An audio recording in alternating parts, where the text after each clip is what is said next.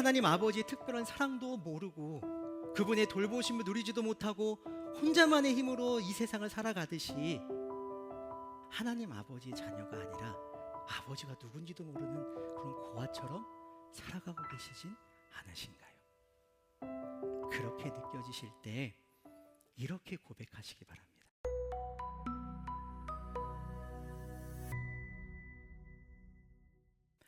여러분, 제가 어릴 적에 학교에서 드림랜드라는 놀이공원에 소풍을 갔었어요. 그때 당시만 해도 이렇게 놀이공원에 놀러 가는 게 그렇게 흔한 일들은 아니어서 정말 설레었습니다. 더군다나 저는 그때 처음으로 이 놀이공원을 친구들과 함께 가봤던 경험이었어서 얼마나 신났는지 모릅니다. 선생님께서 지금부터 자유시간을 갖고 오후 3시까지 회전목마 앞으로 다 모여야 된다 광고를 하시고 단체로 구매하신 표를 한 장씩 나눠주셨습니다. 그 표를 들고 친구들과 놀이공원을 휘젓고 다니기 시작했습니다. 그런데 고민이 하나 생겼어요. 표가 한 장이라서 탈 수 있는 놀이기구가 하나밖에 없는 거예요. 친구들은 타고 싶은 놀이기구가 각자 다 다른 거예요. 나는 바이킹 탈래, 나는 열차 탈래, 나는 범퍼카 탈래, 원하는 게 다 다르니까 어떤 걸 탈지 결정을 못하고 시간만 계속 흐르는 거예요. 결국 그중에 가장 자기 주장이 셌던 제가 바이킹을 가장 우겨가지고 다 같이 바이킹을 딱 탔습니다. 너무 그리고 약속 장소로 이제 향했죠. 그런데 먼저 도착해 모여있던 다른 친구들이 서로 이야기를 나누는데 좀 대화가 좀 이상해요. 야, 넌 뭐 탔어? 나는 이거 타고 저거 타고 난 또 저것도 또 탔어. 오, 3개나 탔네?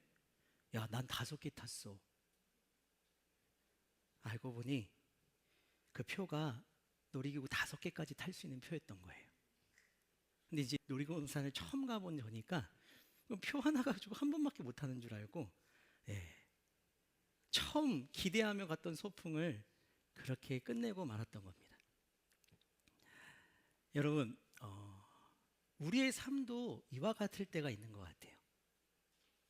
지난주 우리는 교회 역사 속에서 가장 오래된 보물과 같은 고백, 사도신경의 첫 번째 내용인 전능하사 천지를 만드신 하나님 아버지를 내가 믿사오며 라는 믿음의 고백에 대해서 함께 말씀을 나눴습니다. 우리는 우연히 세상에 던져진 존재가 아니라 전능하신 창조주 하나님 아버지께서 특별한 목적과 사랑으로 만드신 소중한 자녀임을 확인했습니다. 또한 하나님의 손길 안에서 돌보심을 받으며 살아가는 특별한 존재임도 확인을 했습니다. 그런데 어떤 분들은 종종 스스로에게 이렇게 묻곤 합니다. 나는 정말 하나님의 자녀가 맞나? 안타깝게도 여전히 세상에 우연히 던져진 존재처럼 살아가고 계시는 분들이 계실 수 있다는 겁니다. 하나님 아버지의 특별한 사랑도 전혀 모르고 그분의 돌보심도 누리지 못하고 혼자만의 힘으로 이 세상을 살아가듯이 이 하나님 아버지의 자녀가 아니라 아버지가 누군지도 모르는 고아처럼 살아가는 분들도 계시다는 겁니다. 더욱이 하나님은 거룩하시지만 우리는 여전히 연약해서 죄의 유혹에 넘어지는 그런 죄인입니다. 거룩하신 아버지 하나님, 그분과 죄인인 우리 사이에는 마치 건널 수 없는 강물처럼 단절되어 있는 것처럼 느껴질 때도 있다라는 겁니다. 나는 전능하신 창조주 하나님 아버지를 믿지만 그 믿음대로 삶을 누리지는 못하고 계실 수도 있다는 겁니다. 그래서 여러분, 우리에게는 사도신경 2번째 고백이 참으로 중요합니다. 어떤 고백인가요? 다 같이 한번 고백해 볼까요? 시작. 그 외아들 우리 주 예수 그리스도를 믿사오니. 사도신경의 2번째 고백에는 나는 하나님의 외아들 우리 주 예수 그리스도를 믿습니다. 바로 예수님에 대한 내용을 다루고 있습니다. 그렇다면 오늘 우리가 고백할 이 위대한 선언 속에 담긴 예수님, 그분은 어떤 분이실까요? 그리고 그 고백에 담긴 진정한 의미는 무엇일까요? 첫 번째로는 예수님은 하나님의 유일한 아들이시라는 겁니다. 여러분, 지금부터 정신 바짝 차리세요. 아주 어려운 문제 나갑니다. 개와 강아지는 모두 개입니다. 그렇다면 소와 송아지는 모두 뭘까요? 역시 하나님께 성도님 수준이 좀 높습니다. 그렇다면 사람과 사람의 자녀들은 모두 뭘까요? 사람. 마지막 질문입니다. 하나님과 하나님의 아들은 모두 뭘까요? 역시 마지막 질문이 좀 어려웠죠. 하나님과 하나님의 아들은 모두 뭘까요? 하나님이시죠. 그러므로 예수님께서 하나님의 아들이시라는 것은 예수님이 하나님 아버지와 동등하신 분, 그런 신성을 가지고 계시는 하나님이시라는 고백을 담고 있는 것입니다. 근데 여러분, 우리가 주목해야 될 표현이 하나 있어요. 예수님께서 하나님의 아들이신데 왜 아들? 즉 유일한 아들이라고 성경은 기록하고 있습니다. 유일한. 이것이 무엇을 의미하는 걸까요? 오늘 여러분 정신 바짝 차리셔야 됩니다. 지금부터 제가 2분을 드릴게요. 2분이라는 시간을 드릴 테니까 앞에 보이시는 미로, 출발점부터 도착 지점까지 길을 찾아보시기 바랍니다. 성공한 분에게는 제가 소정의 상품을 드리도록 하겠습니다. 자, 시작!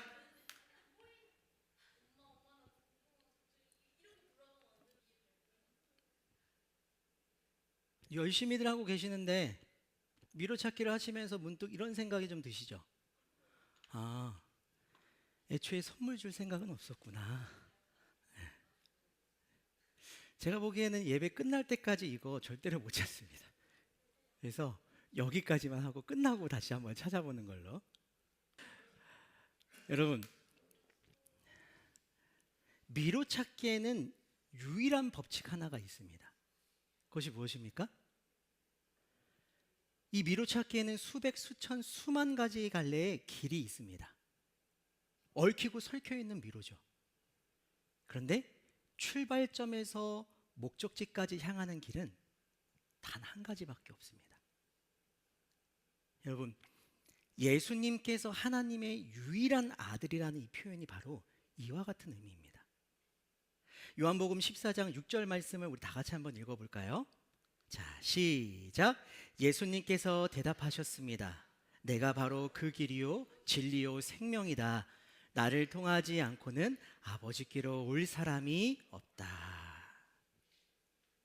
나를 통하지 않고는 하나님 아버지께로 올 자가 없다. 올 사람이 없다. 내가 바로 그 유일한 길이다. 오직 예수님만이 하나님 아버지와 우리 사이의 단절을 이어주는 유일한 다리가 되어주신다는 겁니다. 예수님만의 유일함을 더 구체적으로 표현하는 것이 바로 두 번째 내용입니다. 예수님은 그리스도입니다. 그리스도. 여러분, 그리스도라는 단어는 기름 부음 받은 자라는 의미를 갖습니다. 기름 부음을 받은 자라는 표현은 옛날 구약 성경에서 사용했던 표현인데 선지자나 제사장, 왕 같은 사람들을 의미하는 겁니다. 그러므로 예수님께서 그리스도이십니다 라는 고백은 예수님은 선지자이시며 제사장이시며 왕이십니다 라고 고백하는 것과 같은 겁니다. 그렇다면 이 고백이 무엇을 의미하는 걸까요? 선지자, 제사장, 왕 이 세 가지의 역할이 우리에게 얼마나 필요한지를 생각하면은 이 고백의 의미를 좀 더 구체적으로 이해하실 수 있을 것 같아요. 여러분, 죄인인 우리가 하나님 아버지와 올바르고 선한 관계를 맺기 위해서 필요한 것이 무엇이 있을까요?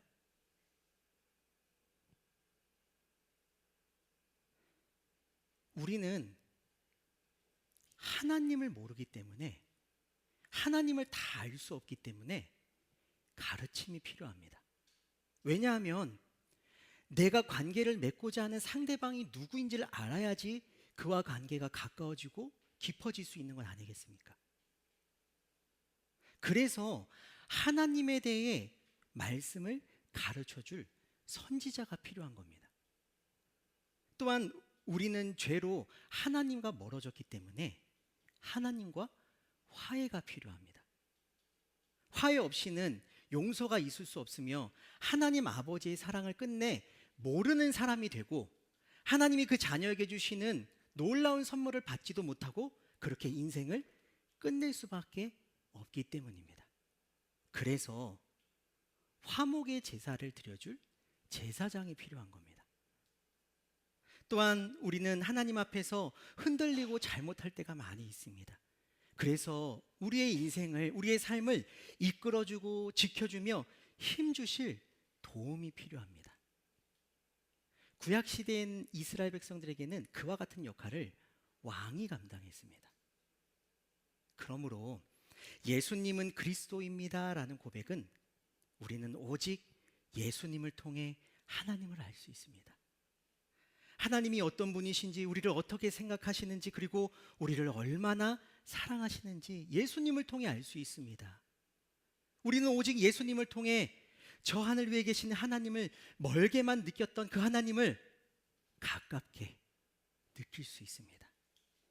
그리고 우리는 오직 예수님을 통해 하나님께서 기뻐하시는 거룩한 삶을 살아갈 수 있습니다. 이와 같은 의미를 갖는 고백인 것입니다. 이제 마지막 예수님에 대한 고백이 남아 있습니다. 예수님은 나의 주님이십니다. 주. 이 주라는 단어는 당시 사회에서 주인, 소유자, 절대 권력자를 뜻했습니다. 이 고백은 단순히 예수님을 존경한다는 말이 아니라 예수님은 나의 주인이고 나는 그분의 종, 하인, 좀 더 낮추면은 노예입니다. 그렇게 전적으로 복종을 선언하는 것입니다. 예수님이 나의 주인이시고 나는 주님의 노예입니다. 종입니다. 여러분, 이 고백이 어떻게 느껴지세요? 사람들은 자유를 굉장히 중요하게 여깁니다. 무엇에 얽매이지 않고 자기 뜻대로, 자기 마음대로 살고 싶어 합니다. 그런 사람들이 예수님을 주인이라고 고백한다는 것은 마치 자신의 자유를 잃어버리는 것과 같이 억압과 속박을 느낄 수도 있습니다. 근데 여러분, 그 고백이 정말 그런 의미일까요? 정말 예수님께서 그것을 원하시는 걸까요? 여러분, 저는 금요일 헤아림 기도회를 마치면은 모든 성도님들을 다 보내고 교회에 혼자 남아서 1시간 동안 계속해서 기도하지는 않습니다. 집에 가서 나 혼자 산다라는 예능 프로그램을 봅니다. 혼자 사는 연예인들이 자기 뜻에 따라서 하고 싶은 건 마음껏 하면서 자유롭게 즐겁게 살아가는 모습을 이 프로그램을 통해서 볼 수 있어요. 근데 여러분, 흥미로운 것은 그 프로그램에 출연하는 거의 모든 연예인들이 자신의 삶이 끝날 때까지 혼자 살고 싶어 하지는 않는다는 겁니다.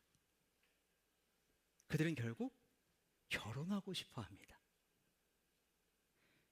여러분, 그런데 이 자유라는 기준을 가지고, 이 주제를 가지고 결혼에 대해서 한번 생각해 보세요. 결혼이 하고 싶다는 말은 혼자일 때 마음대로 누리던 자유를 포기한다는 것을 의미합니다. 밤새 게임할 수 있었던 그 모든 권리를 내려놓고 앞으로는 아내의 눈치를 보면서 기꺼이 몰래 게임을 하겠다는 그런 의미이기도 합니다. 혼자일 때 내가 하고 싶었던 대로 모든 것을 했던 그런 삶에서 이제는 누군가에게 맞춰주는 삶을 기꺼이 살아가기로 하는 것을 의미하기도 합니다.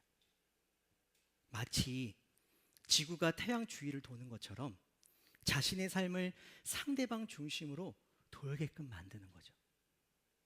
그러면서 그들은 상대방에게 이렇게 고백합니다. 나는 내 모든 건 다 네 거야. 그리고 스스로 핸드폰의 아내의 이름을 이렇게 저장합니다. 마님, 주인 마님.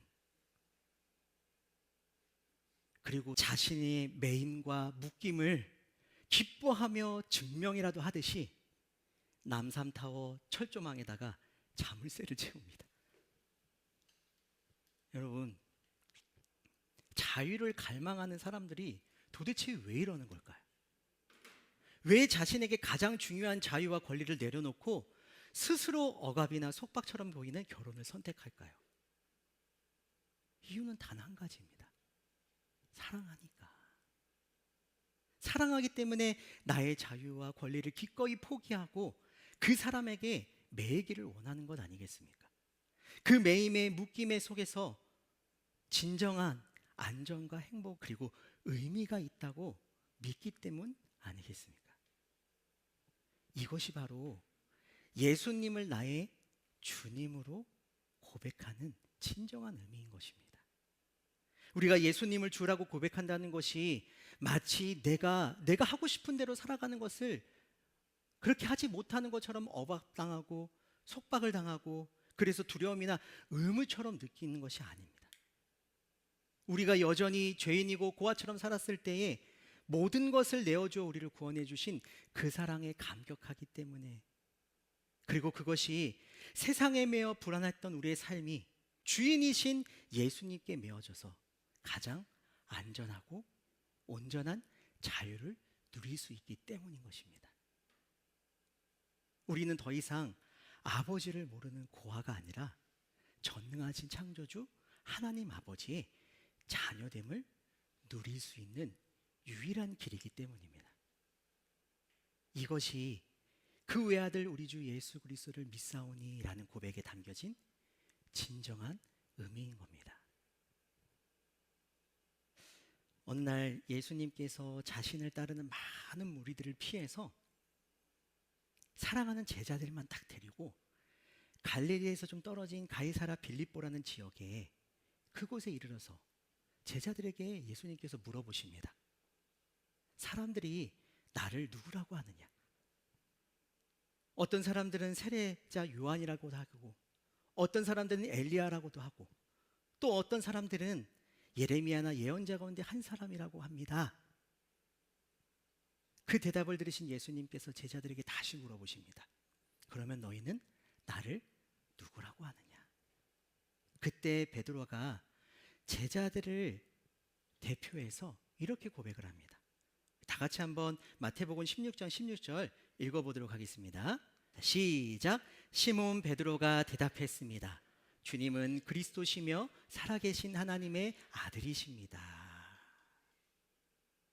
이 고백을 들으신 예수님께서 말씀하십니다. 17절 말씀도 한번 읽어볼까요? 자, 시작. 예수님께서 베드로에게 말씀하셨습니다. 요나의 아들 시몬아, 네가 복되다. 내 혈육이 이것을 내게 알려준 것이 아니라 하늘에 계신 내 아버지께서 알려주신 것이다.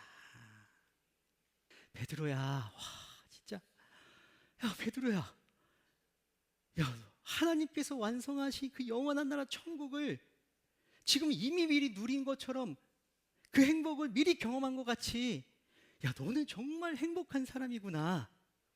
그렇게 예수님께서 기뻐하시면서 이 베드로를 칭찬하십니다. 그 고백을 너무나 기뻐하십니다. 근데 여러분, 베드로가 이와 같은 고백을 할 때 그 당시에 예수님이 진정 어떠한 분이신지를 정확하게 알고 고백한 것이었을까요? 이 고백을 하기 전에 베드로와 제자들의 모습도 그렇고요. 이 고백을 한 뒤에 제자들 이 베드로의 모습을 보면요, 그들은 정말 예수님이 어떤 분이신지를 정확하게 알지 못하고 고백했던 것입니다. 그런데 베드로와 제자들이 다 알지도 못한 상태에서 한 고백을, 그대로 살아내지도 못하는 그 고백을 들으신 예수님께서 왜 베드로와 제자들에게 네가 복되도다 라고 말씀하셨을까요? 예수님은 그들이 알고 있건 모르고 있건, 그들이 그 고백과 같은 삶을 살고 있건 못 살고 있건, 그들의 어떠함이나 할 수 있고 없고에 상관없이 제자들의 고백을 기다리고 계셨던 겁니다. 그리고 그 고백을 들으신 예수님께서 하나님 아버지와 제자들 사이에 단절되어 있던 유일한 다리가 되어주시기로 다시금 마음에 다짐하시고 그와 같은 삶을 살아가셨던 겁니다. 여러분, 우리는 전능하사 천지를 만드신 하나님 아버지를 내가 믿습니다 라고 고백합니다. 그렇게 고백하고 있지만 여전히 세상에 우연히 던져진 존재처럼 살아가고 계시진 않은가요? 하나님 아버지의 특별한 사랑도 모르고 그분의 돌보심을 누리지도 못하고 혼자만의 힘으로 이 세상을 살아가듯이 자신이 하나님 아버지의 자녀가 아니라 아버지가 누군지도 모르는 그런 고아처럼 살아가고 계시진 않으신가요? 그렇게 느껴지실 때 이렇게 고백하시기 바랍니다. 나는 하나님의 유일한 아들 우리 주 예수 그리스도를 믿습니다. 나는 하나님의 유일한 아들 우리 주 예수 그리스도를 믿습니다. 그 고백을 들으신 주님께서 하나님 아버지와 우리 사이의 다리를 이어주실 것입니다. 그리고 이 고백과 함께 우리 주 예수 그리스도 안에서 참된 기쁨과 자유를 경험하도록 이끌어 주실 것입니다. 바라기는 여러분의 매일의 삶 속에서 이 고백이 주는, 그리고 이 고백을 기다리시고 들으신 주님께서 주시는 놀라운 은혜를 날마다 경험하시는 저와 여러분 되시기를 주님의 이름으로 축복합니다.